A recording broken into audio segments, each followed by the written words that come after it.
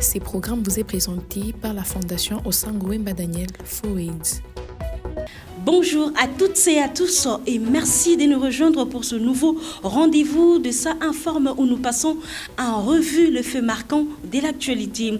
Aujourd'hui, au sommaire, une affaire choquante qui suscite indignation et interrogation en République démocratique du Congo.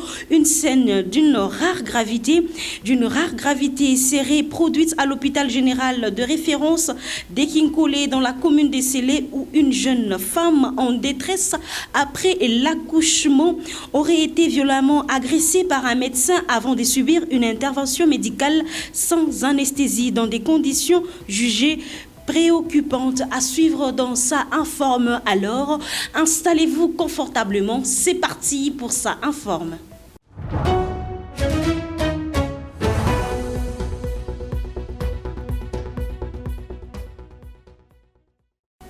Messieurs et dames, bienvenue.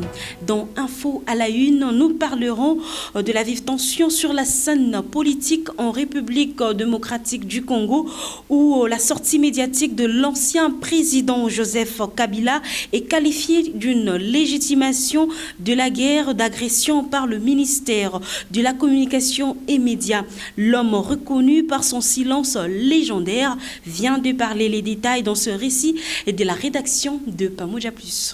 Des réactions fusent de partout. Plusieurs Congolais, et particulièrement les cadres de l'Union sacrée, appellent Joseph Kabila à plus de retenue. Et c'est depuis Goma que l'ancien président a eu un entretien avec le média belge La Libre Belgique le 24 mars dernier. Une sortie médiatique qui a suscité des vives tensions à travers le pays. Joseph Kabila fustige la gestion sécuritaire du pays et demande aux Congolais à faire échec au pouvoir actuel, en faisant appel à l'article 64 de la Constitution. Et pour clouer le régime actuel, Joseph Kabila affirme détenir l'unique copie de l'accord de partage de pouvoir de 2018. De l'autre côté, le gouvernement, par l'entremise de son ministre de la Communication et Médias, Patrick Mouyaya, qualifie cette sortie médiatique de légitimation de la guerre d'agression. Une occasion manquée de faire preuve de solidarité à la nation. Cette prise de parole intervient dans un climat de forte tension politique sur le fond de débats sur la modification de la Constitution. Lui qui est connu pour son silence légendaire, Joseph Kabila marque une rupture claire qui alimente fortement les débats sur la stabilité et l'avenir politique de la RDC. À présent, nous allons suivre les réactions de quelques Likassiens au micro de Pamoja Plus par rapport à la sortie médiatique de l'ex-président de la République démocratique du Congo. Je ne pense pas qu'il soit le mieux placé à pouvoir traiter de ce gouvernement, un gouvernement qui soit, je ne sais pas moi, dictatorial ou que sais-je encore. Quelqu'un qui aurait échoué par le passé ne pourrait pas être un donateur de leçons aujourd'hui. Étant donné que M. Tshisekedi, pour ma part, c'est quelqu'un de plus crédible pour ce pays. Tout ce que le président de la République a pu faire aujourd'hui, ce sont des choses qui sont incalculables. Par le passé, on a vu qu'il y avait tellement trop d'abus, tellement trop d'escroqueries, tellement trop de fraude et tout.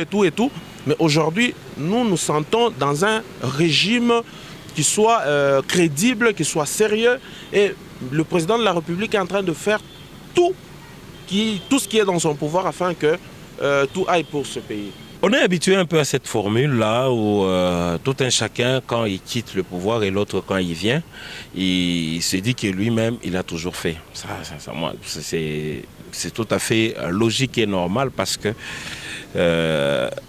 il y a manque de tolérance en RDC. Aujourd'hui, Tshisekedi est venu au pouvoir, il a remplacé Joseph Kabila. Joseph Kabila a fait presque beaucoup d'années au pouvoir, de 2001 jusqu'en 2018, presque 21 années comme ça là, au pouvoir, mais pas beaucoup de changements. Il a fait ce qu'il a fait, il a mis les bases et le pays s'est envolé. Tshisekedi est venu aussi, il a fait ce qu'il a pu faire et il continue toujours à le faire.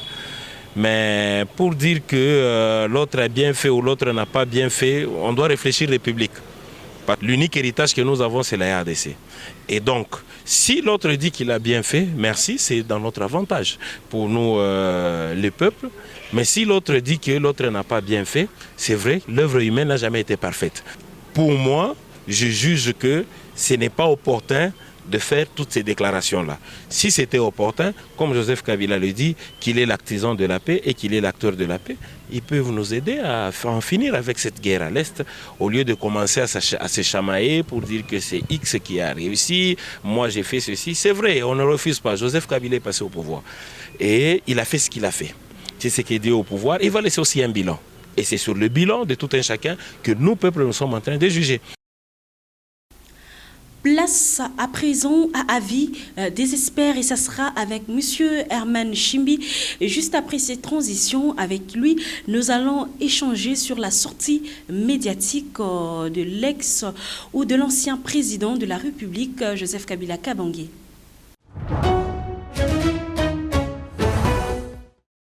Aujourd'hui, dans Avis de l'invité, nous parlerons de la sortie médiatique de l'ancien président de la République démocratique du Congo, Joseph Kabila, et aussi nous parlerons de la soudanisation. Est-ce un manque de trop? Ça sera avec M. Herman Shimbi, à qui j'ai dit bonjour et bienvenue, M. Herman. Bonjour, Madame Louange. Immense est ma joie, comme d'habitude, de me retrouver sur ces plateaux, parce que sur ces plateaux, cette émission a aussi un caractère pédagogique et ça nous permet d'étaler amplement les réalités sociopolitiques de notre pays. Voilà, Monsieur Herman Shimbi, vous avez suivi, vous avez vu sûrement la sortie médiatique de l'ancien président de la République, Joseph Kabila.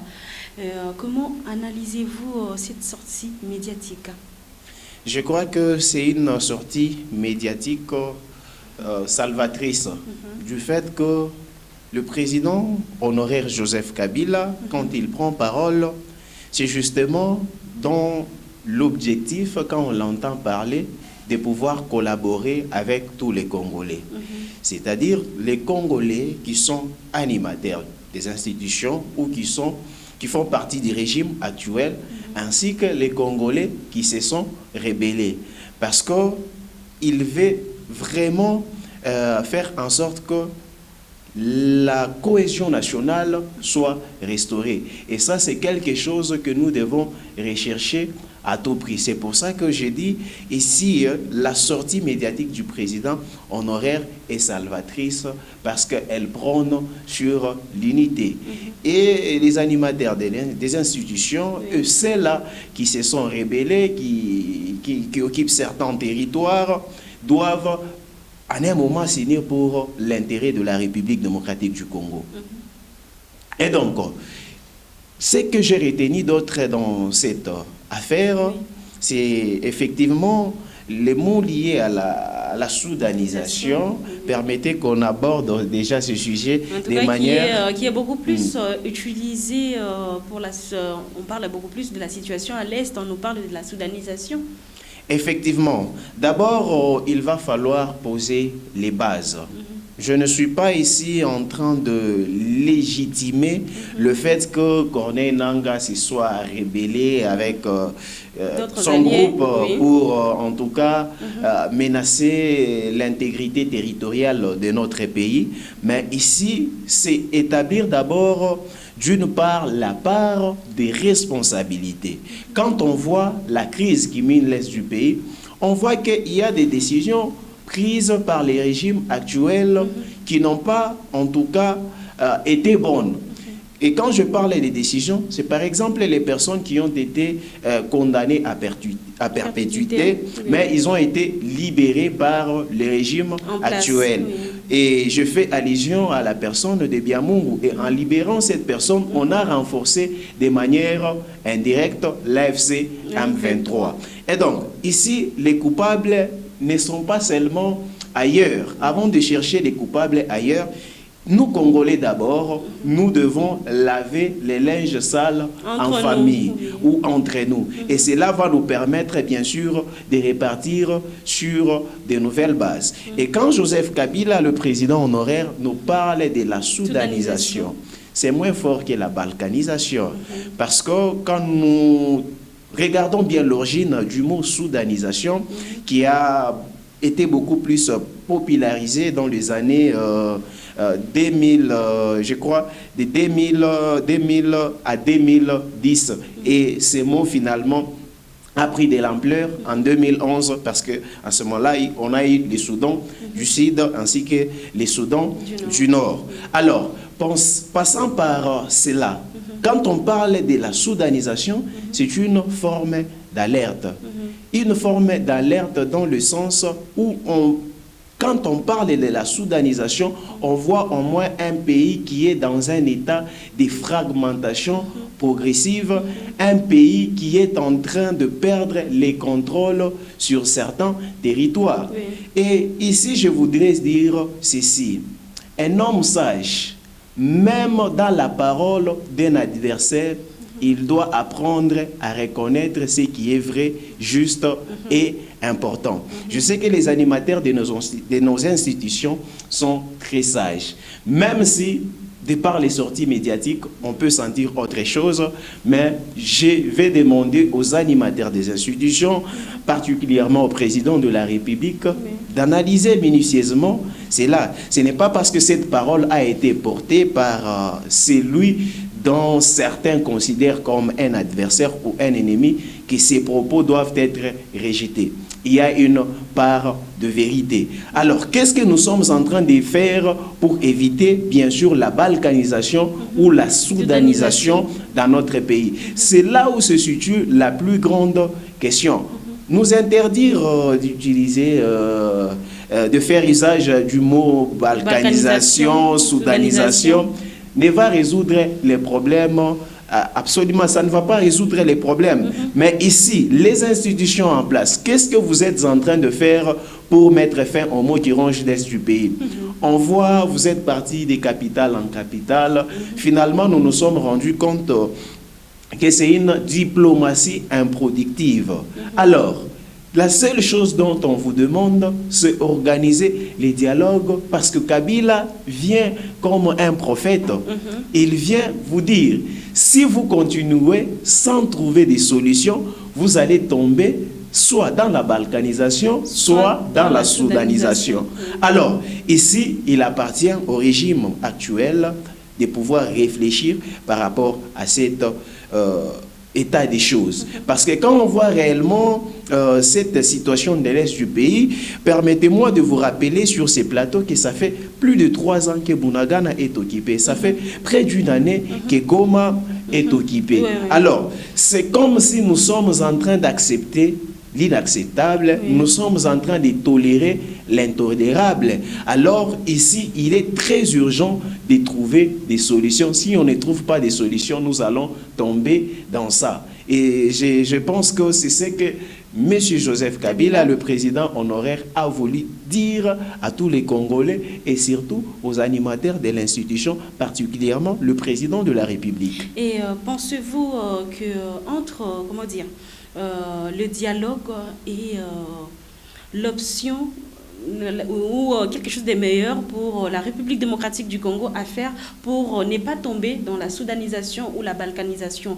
Et j'aimerais aussi vous demander, entre les deux, par exemple, si les dialogues ne tenaient pas entre nous, Congolais, entre la balkanisation et la soudanisation, qu'est-ce que vous allez choisir, monsieur Merci beaucoup pour cette question encore épineuse. Qu'est-ce que je choisirais entre la balkanisation et la soudanisation? En tant que Congolais, en tant que patriote, ayant l'amour de mon pays, au vrai sens du mot, je ne souhaiterais pas la balkanisation ni la soudanisation. Mais ce que je demanderais à tous les Congolais, sans exception aucune, c'est-à-dire ceux qui font partie de la majorité et ceux qui font partie de l'opposition, c'est bien sûr vouloir signer pour les intérêts de la République démocratique du Congo. Si pour la République démocratique du Congo, certains doivent perdre certains postes stratégiques qu'ils acceptent, parce que, qu'on se le dise clairement, la République démocratique du Congo est un gâteau. Est un gâteau, et ce ne sont pas seulement les animateurs des institutions qui doivent prendre leur part. Même nous, la population, nous avons part à ces gâteaux-là. Alors, vous avez suffisamment fait votre temps, il ne vous reste que 2 ans, et d'ailleurs, ce n'est même plus beaucoup. Alors, si vous devez perdre certains postes pour sauver les vies à l'est du pays, En quoi est-ce que c'est mal? Accepter carrément. Parce que, qu'on se le dise, la République démocratique du Congo est un gâteau. Tout le monde doit avoir part. Tout le monde a sa part à ces gâteaux-là. Et ici, on est en train de voir certaines personnes vouloir garder ces gâteaux-là pour eux-mêmes. Et par conséquent, ils deviennent, ces gens-là deviennent indifférents. En devenant indifférent, on commence à tolérer ce qu'on ne pouvait pas tolérer. Et donc, ici, je ne souhaite ni la balkanisation, ni la soudanisation de notre pays. Mais je suis en train beaucoup plus de prôner sur la cohésion nationale, sur l'unité, parce que l'union fait la force. Dès que l'opposition et la majorité s'unissent du point de vue regagner d'abord les territoires et repousser les Rwandais, dont on a toujours accusé d'être des connivences ou de soutenir l'AFC M23. Alors ça sera très bon pour toute la République démocratique du Congo. Donc, en tout cas, l'unité ou la cohésion nationale va faciliter les choses. En tout cas, vous êtes en train de suivre Avis des experts avec M. Herman Chimbi qui était notre invité. Merci, M. Herman, d'être passé. En tout cas, d'avoir donné aussi votre point de vue par rapport à ce sujet.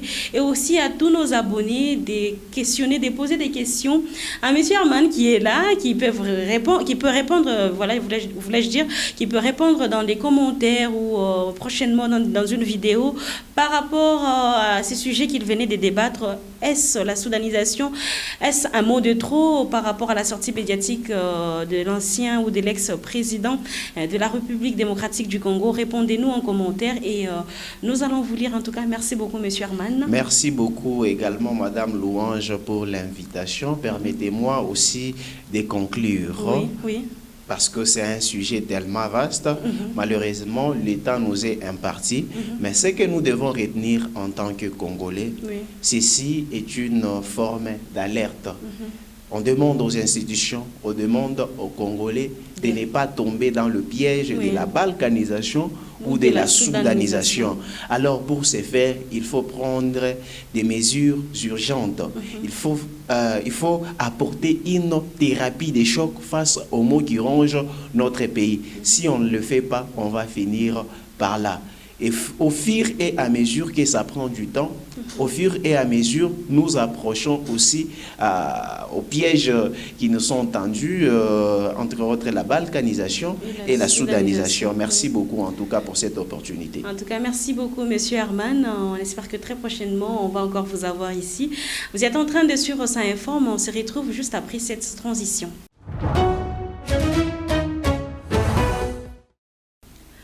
Comme annoncé dans les sommaires, une jeune femme aurait été agressée à Kinshasa par un médecin juste après l'accouchement. Ça sera avec M.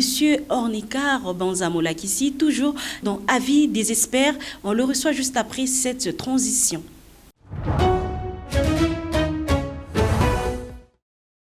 Une scène choquante s'est passée à l'hôpital général de référence de Kinkole dans la commune de Sélé qui a suscité beaucoup de réactions sur les réseaux sociaux où on a vu un médecin en train d'agresser ou de maltraiter une patiente qui venait de s'accoucher. Sur ce sujet, on va analyser avec notre invité. Lui, c'est M. Ornikar Banzamolakissi, à qui j'ai dit bonjour et bienvenue.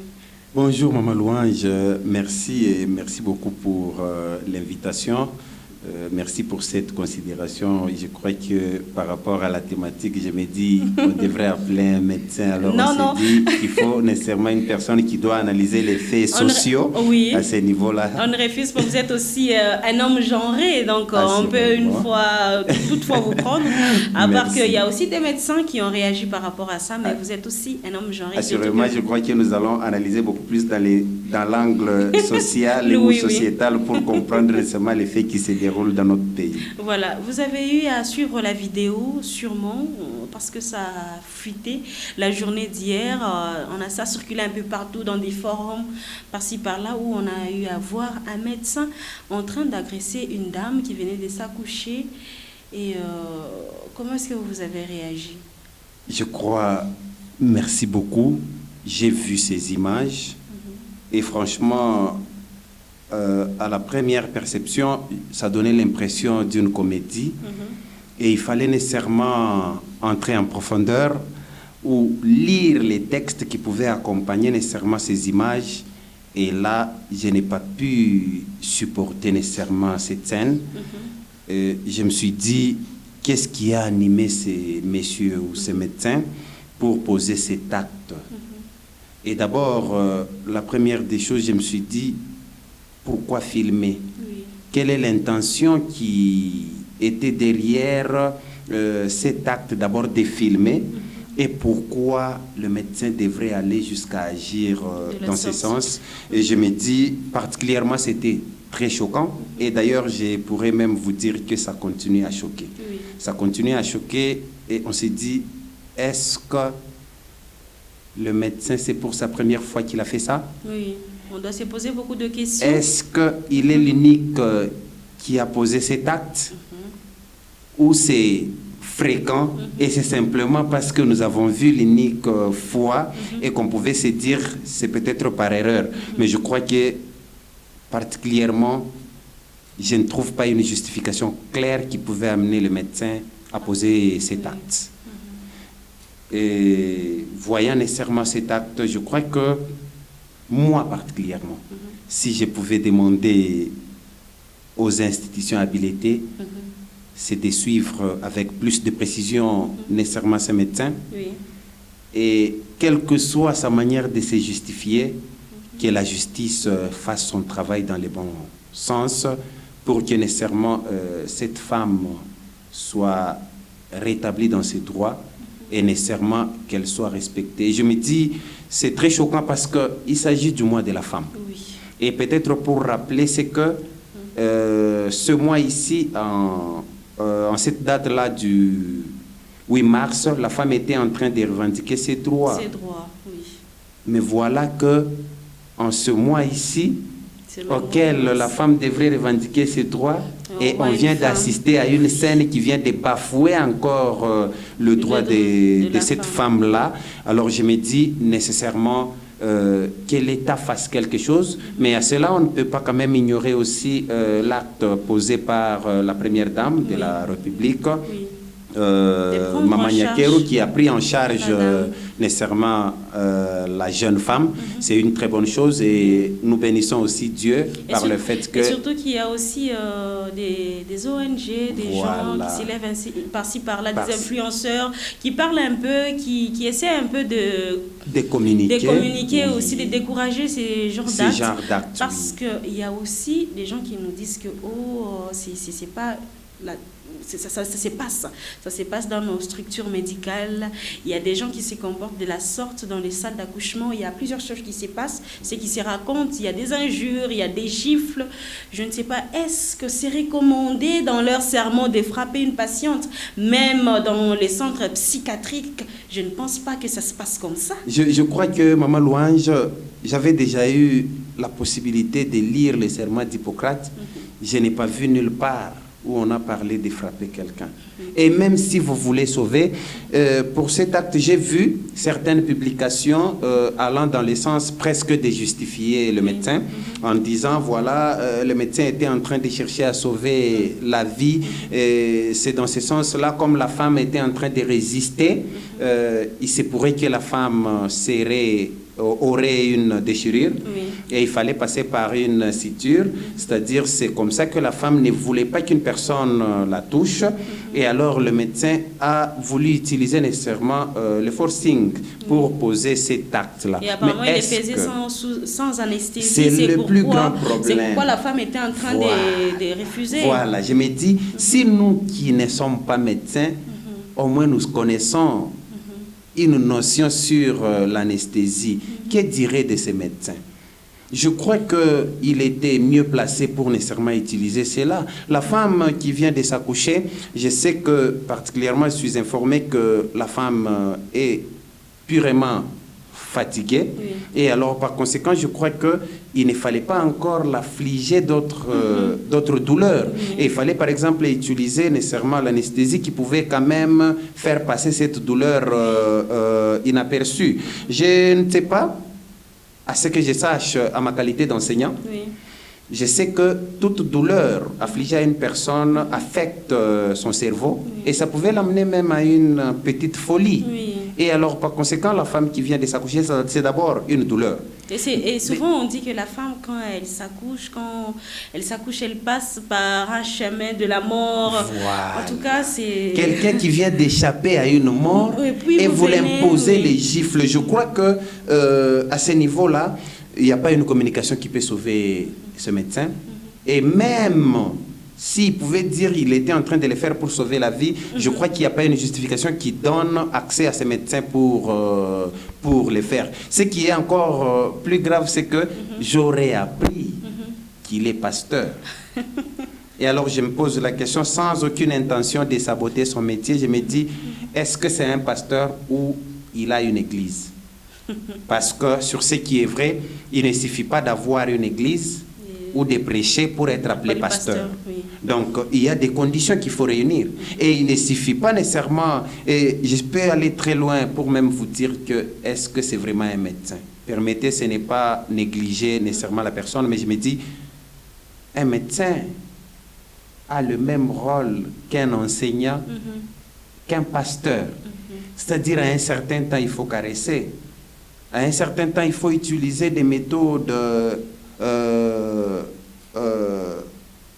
qui peuvent amadouer nécessairement certains chocs. Et avant, en tout cas, de passer à notre question, j'aimerais savoir, Monsieur Ornicard, la question, d'après vous, les sanctions qu'on peut infliger à ces docteurs, on doit le radier, il doit être condamné, ça doit se passer comment? Parce que ce qui est vrai, pour celles qui sont enceintes pour la première fois ou qui ne sont pas encore enceintes, mais nous sommes appelés à être maman un jour, ça frustre un peu, ça donne de la peur, il y a en tout cas tout dedans, ça se mélange et puis on se pose des questions. Est-ce que c'est comme ça que ça se passe? Voilà. Vous voyez déjà que il vient de frustrer le monde entier. Et je pourrais dire il a frustré tout humain, et particulièrement et directement la femme. La femme d'aujourd'hui et celle de demain. Oui. Parce que quand il y a des questions telles que est-ce que c'est comme ça que ça se fait? Et imaginez-vous que une jeune femme qui passe encore par une autre personne qui pourrait affirmer par exemple en disant que non, c'est toujours comme ça. Ce qui voudrait dire, vous créez déjà la peur. Alors que nous sommes dans une logique d'une sensibilisation que les gens aillent mettre au monde dans les maternités normales. Et alors, quand ils voient ces images-là, ils peuvent se dire c'est mieux vaut rentrer encore mettre au monde dans nos maisons et puis on nous amène à l'hôpital après pour éviter ce genre d'histoire. Je crois que, particulièrement si je pouvais demander quelque chose par rapport à ces médecins, la bonne des choses à faire serait de l'éradier. De l'éradier, pourquoi? Parce qu'il a sali la République.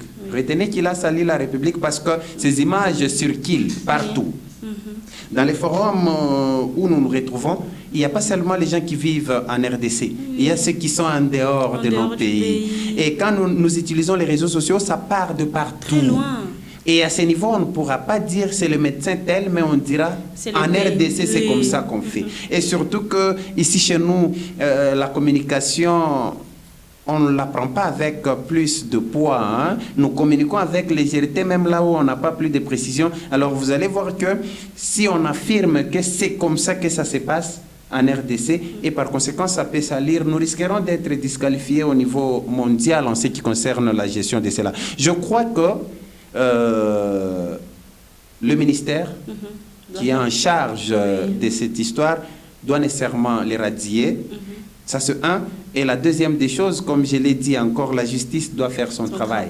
Et je crois que sa radiation de ce service ne l'épargne pas nécessairement à cette charge pénale. Je crois que chacun va jouer son rôle nécessairement pour dire à tout le monde de ne plus jamais faire cela. Un mot, en quelques phrases, pour la personne qui a eu à publier la vidéo, parce que c'est la dignité d'une mère, d'une femme, d'une sœur, et je sais pas, de l'enfant qu'elle venait de mettre un jour, l'enfant va retrouver la vidéo et dire que c'est ma mère. C'est ma mère qui a subi. Ah moi, c'est monsieur-là qui a... Voilà, Maman Louange, je crois que à celui qui a publié cette vidéo et à toute personne ici chez nous, parce que je l'ai toujours dit aussi que nous utilisons utilisons très mal les réseaux sociaux. Nous cherchons à tout partager au même moment. Moi, j'ai vu cette vidéo, mais je n'ai pas partagé.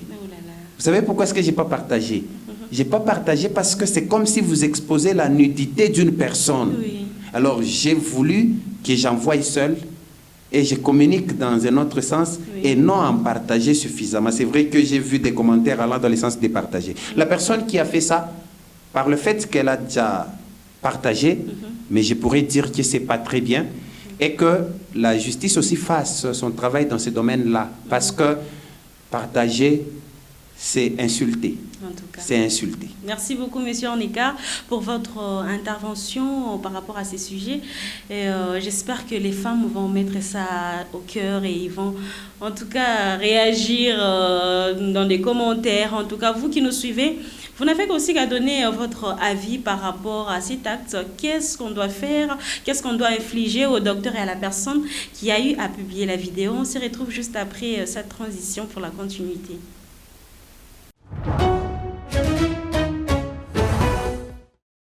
Passons à avis de l'invité. Cette fois-ci, nous recevons ingénieur Élisée, qui est ingénieur en bâtiment et travaux publics. Il nous vient directement de Kinshasa. Avec lui, on va essayer de parler sur un thème qui vous fera énormément du bien. On le reçoit juste après cette transition.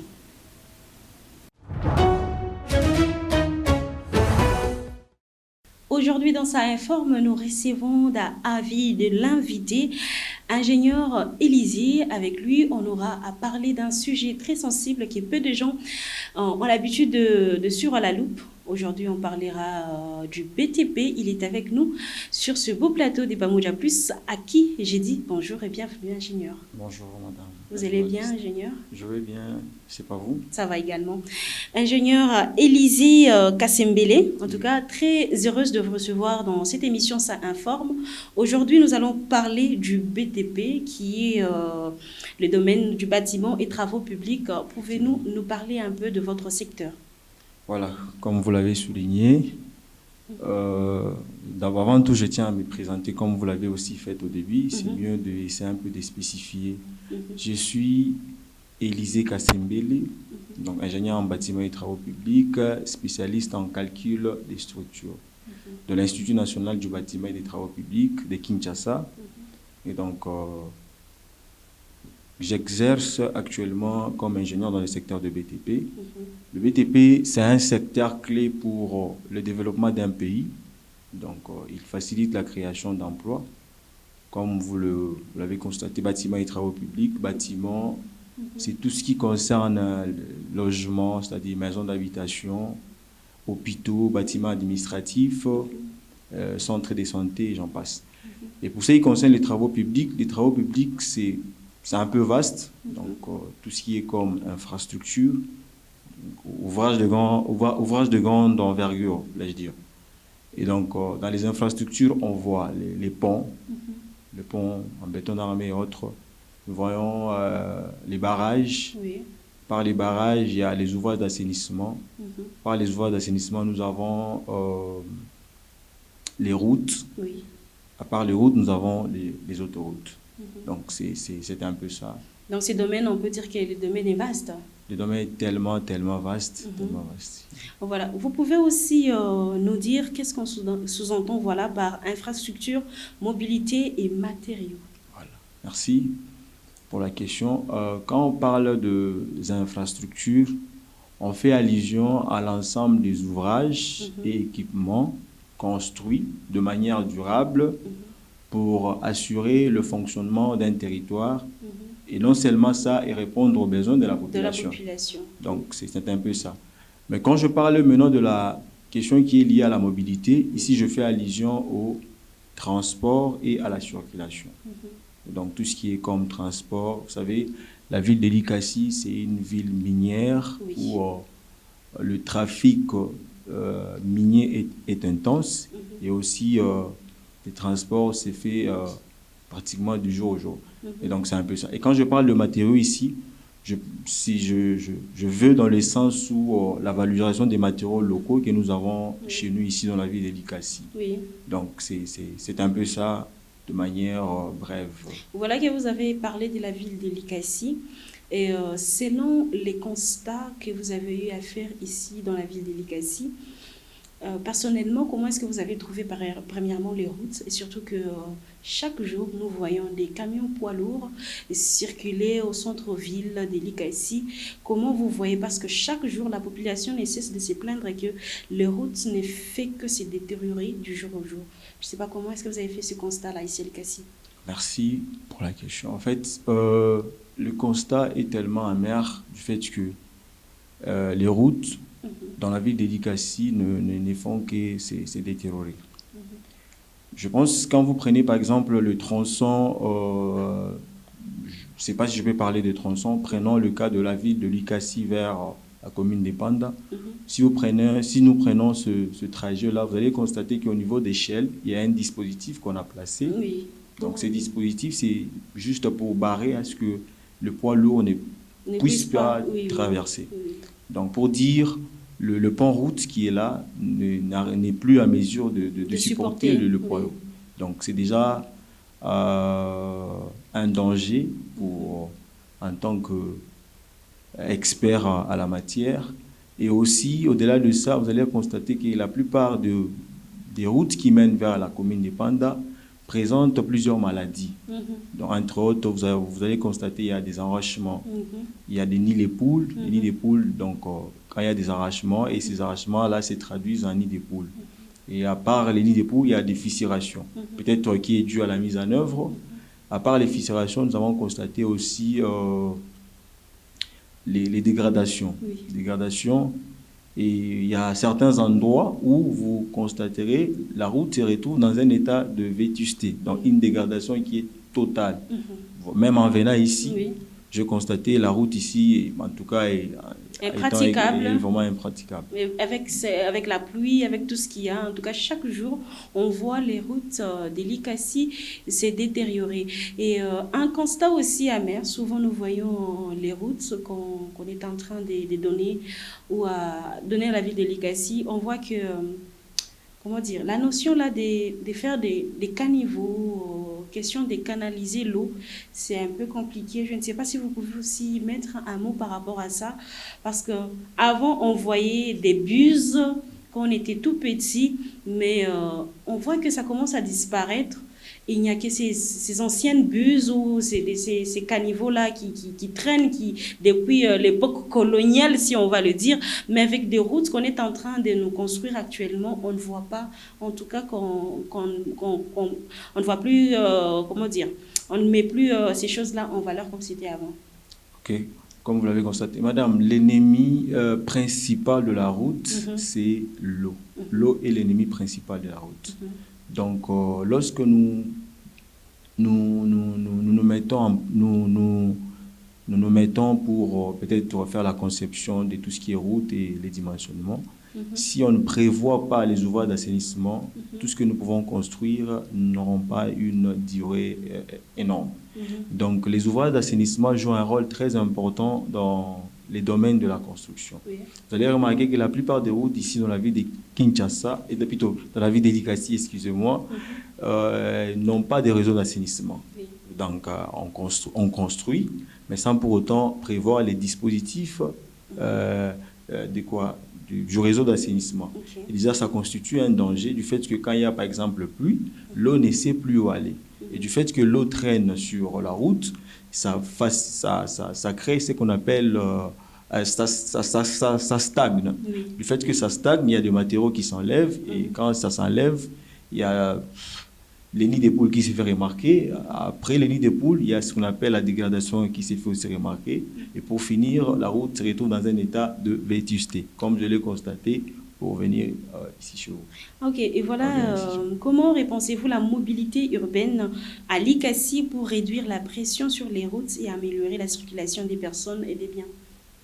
Donc, pour améliorer la circulation des personnes, voulais-je dire, et de leurs biens, donc, ce que vous devez savoir, c'est que la manière dont nous concevons nos routes et nous les dimensionnons, nous, en étant experts, la responsabilité, bien sûr, elle est partagée parce que la question est liée aux gouvernants et est lié au gouvernant et au gouverné. Oui. Donc, c'est un peu ça. Bon, nous étant des experts à la matière, parce que pour faciliter d'abord la mobilité, il faudra créer de voies secondaires. Faciliter, parce qu'ici, à Kinshasa, je pense que les autorités... À Likasi, voulais-je dire. Excusez-moi, en tout cas, je me vois à Kinshasa. Oui. Donc, les autorités ne se focalisent que sur des routes principales. Oui. Parce qu'au-delà d'avoir des routes principales, nous avons aussi des routes secondaires. Au-delà d'avoir des routes secondaires, nous avons aussi des routes tertiaires. Donc, vous allez constater que les routes qui sont beaucoup plus privilégiées sont des routes principales. Oui. Et quand vous regardez dans l'état actuel, toutes les routes principales posent aussi problème du fait qu'il y a des maladies, il y a des apparitions des maladies qui se font remarquer. Et donc, tant que nous n'avons pas de routes secondaires, ça constitue déjà un défi pour nous. Donc, le gouvernement doit penser aussi aux routes secondaires, Oui. pourquoi pas les routes tertiaires. Parce qu'il y a ces avenues, quand vous y entrez, vous constatez que non, cette avenue ici constitue une route tertiaire. Mais bien qu'elle n'est pas asphaltée, aménagée, c'est vraiment compliqué pour que les gens puissent, ou les véhicules puissent circuler, voulais-je dire. Donc, c'est un peu ça. Tout le monde devient figé sur nos routes secondaires. Or, il y a des véhicules qui ne peuvent pas, bien que tous les véhicules, voulais-je dire, peuvent se retrouver sur la voie principale, mais il y a d'autres, pour se retrouver sur la voie principale, ils sont censés de passer d'abord, d'emprunter les voies secondaires ou encore les voies tertiaires, et pour se retrouver aux voies principales. Mais ici à Likasi, on a vu quand même des autorités créer une route qu'on appelle la route des contournements, où les poids lourds doivent commencer à passer pour une destination à une autre. Je ne sais pas si vous avez eu quand même à passer de l'autre côté aussi. Bon, en fait, c'est une bonne décision. Mais le problème, c'est que tant que nous sommes, étant experts à la matière, nous, en étant ingénieurs, je peux dire, vous allez constater que à l'époque, on n'avait pas de camions poids lourds qu'on appelle les Oro. Oui, ça, c'est sûr. Mais actuellement, nous avons les Oro dont les tonnages peut aller jusqu'à 60. Et à l'époque, les tonnages, je pense que ça s'est limité à 40. C'est déjà un problème du fait que dans nos calculs, étant ingénieurs, si nous ne tenons pas compte de véhicules Oro, je pense que tout ce que nous pouvons réaliser, ça n'aura pas une longue durée. Donc, voilà un peu tout. Même tout ce que les autorités ont pu prendre comme disposition afin de contourner, pour le cas des véhicules poids lourds, je pense avec le temps, si on ne prend pas des mesures sérieuses ou urgentes, je pense que ces routes-là finiront toujours aussi par être détériorées et ça pourrait peut-être se retrouver dans un état de vétusté. En tout cas, et je pense qu'avant de finir avec vous, vous venez de parler de tonnage et aussi, je reviens un peu à la situation de pont ici à Likasi. Vous êtes passé sur route Panda, vous avez vu au niveau d'échelle Panda, là où on a mis des gabarits pour que les poids lourds ne puissent pas avoir accès de passer sur ces ponts parce que déjà, ces ponts, il paraît que ces ponts bougent. Et aussi, si nous allons du côté Chitoro, il y a aussi des entreprises de ce côté. Il y a le pont non loin de l'église catholique. Il paraît que ces ponts bougent. Je ne sais pas comment faire pour réaménager ces ponts. Est-ce qu'il faudra les détruire pour repenser à reconstruire encore une fois et réadapter les ponts par rapport au tonnage des camions qui passent chaque jour? En fait, bon, d'ailleurs, je venais de passer là en venant ici. Le pont en question présente déjà des problèmes très, très sérieux et que, moi, à mon avis, c'est un pont qui doit être reconstruit. Reconstruit parce qu'à l'époque, le pont a été calculé sans pour autant tenir compte de convois exceptionnels ou encore de poids lourds. Parce que si, par exemple, le poids a été conçu pour un tonnage de 50 tonnes et que s'il y a des véhicules qui passent là-bas, des camions qui ont 60 tonnes, vous voyez déjà, c'est compliqué. La charge du pont ne va pas accepter le convoi. Donc moi, ce que je peux dire, c'est que le gouvernement provincial doit penser à reconstruire ce pont-là. Sinon, je pense que ça resterait toujours tel que ça est, avec un dispositif qui empêche le véhicule poids lourd de se diriger peut-être vers la commune de Kikula, soit de se diriger vers la commune de Panda. Ce serait un problème sérieux. Si, par exemple, la commune de Panda a besoin de se ravitailler de matériaux peut-être de manière urgente, qui doivent passer par là, donc c'est déjà un problème. Je pense qu'ici, on peut penser à reconstruire ce pont en tenant compte de convois exceptionnels, de poids lourds, ou peut-être en tenant compte de tonnages qui peuvent aller même à 100 tonnes. Ça va vraiment faciliter la tâche, puisque je pense l'année 2020-2021, oui, il y a vers la direction de Congo central, il y a un pont qu'on appelle le pont Ponzo. Le pont Ponzo accepte un tonnage, je pense, de 180 tonnes. Mais il y a eu un transformateur qui devait passer là-bas, dont le tonnage était de 200. Je vous dis, madame, le transformateur avait fait au moins 4 jours pour passer. C'est déjà un problème pareil. Et à supposer que c'est le cas, par exemple, de chez nous ici dans la ville de Likassi, et que un transformateur doit passer par là, qui a peut-être un tonnage de 80. Donc ça serait un problème très sérieux, et vous voyez déjà. En tout cas, un domaine en tout cas très vaste. J'espère que ça ne sera pas la dernière fois. On aura peut-être encore une fois l'occasion d'échanger encore une fois sur ce même sujet, vu que c'est un domaine qui est en tout cas très vaste. Un plaisir de vous recevoir encore une fois ici chez nous. Merci, je vous remercie. En tout cas, c'était un plaisir de recevoir l'ingénieur Élisée, avec qui on a parlé sur les BTP. Vous avez des questions? N'hésitez pas à poser en commentaire, question d'être éclaircie. On se retrouve juste après cette transition. Merci à vous d'avoir suivi. Ça informe sur Pamoja Plus. Surtout, n'oubliez pas de commenter, liker et surtout partager. Pamoja Plus, ici, les Congos s'informent.